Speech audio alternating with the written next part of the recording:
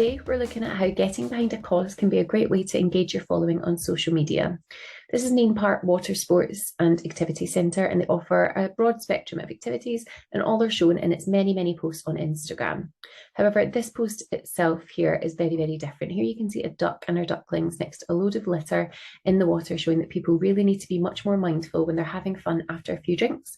And what you can see here is that they're asking people to make sure that they take their litter home or use one of the many bins provided. Now, for me, this image itself is so powerful.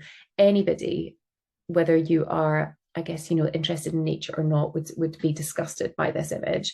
And so I think it's a really powerful one, which is naturally going to evoke people to comment, because it's a kind of emotive subject.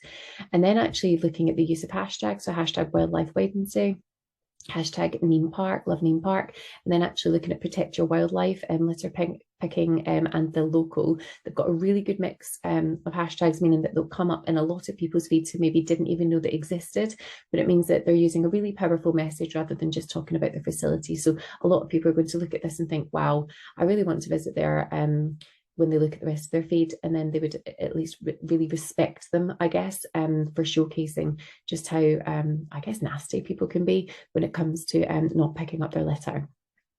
So if I was these guys, I would want to be looking at other things in the local area that I could suggest to visitors to do whilst they're there. So I would go on to Maybe and I would create a group. So it might be a list of local attractions or local things to do in the area. So all they need to do is simply add in the business here or the hashtag, and then they'll start to come up with a group. So for example, it might be, I don't know, bookshops, for example. So lots of local bookshops, or it might be lots of local attractions, like there might be a museum, it might be a local beach, for example.